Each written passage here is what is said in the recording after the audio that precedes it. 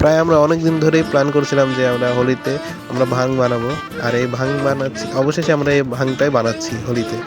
ভাং বানানোর জন্য আমাদের এখানে প্রয়োজন হয়েছে দুধ, বিভিন্ন ফল, কাজু বাদাম এবং ভাং পাতা।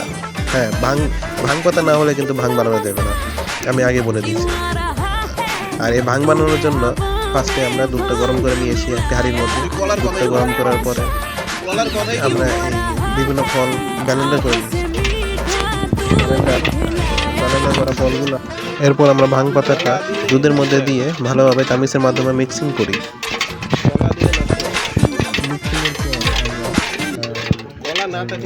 একটা ছাঁকনি নেব এবং এই ছাঁকনির মাধ্যমে আমরা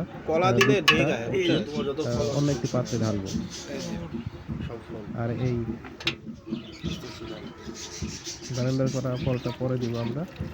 হ্যাঁ, এই ছাঁকনির মধ্যে এখন হচ্ছে দুধটাকে একটি পাত্রে, একটি বালতির মধ্যে ঢালছি আমরা।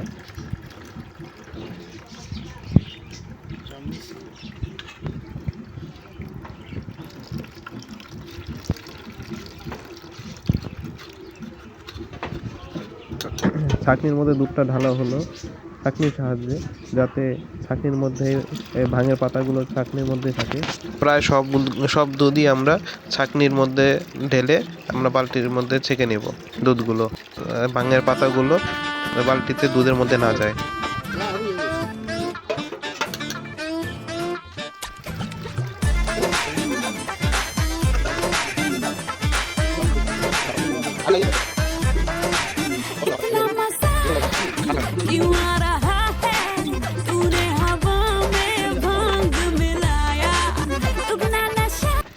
ছাঁকনির সাহায্যে ভালোভাবে সবগুলো দুধ ঢালার পরে বালতির মধ্যে ছেঁকে নেওয়ার পরে আমরা কনডেন্স মিল্ক ড্যানিশ দিব, যাতে দুধের ঘনত্বটা ভালো হয় এবং মিষ্টিও হয়। সাধারণত চিনিও দেওয়া যায়, কিন্তু আমরা দুধের ঘনত্বের জন্য এখানে কনডেন্স মিল্ক ড্যানিশ ব্যবহার করছি। এখন আমরা মিক্সিং করে নেব, এই ড্যানিশগুলো ভালো করে মিক্সিং করে নেব। এখন আমাদের এই আগে ব্লেন্ডার করা ফলগুলো, যে ফলগুলো আমরা আগে ব্লেন্ডার করে রেখেছিলাম, এই ফলগুলো আমরা দুধের মধ্যে দিয়ে দিচ্ছি।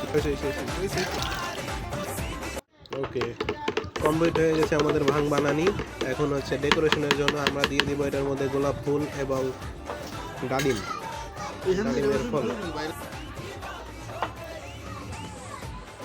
ওকে, এখন হচ্ছে ডালিমের ফল।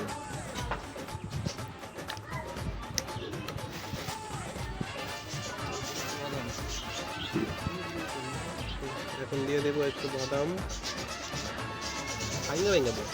বড় বড়।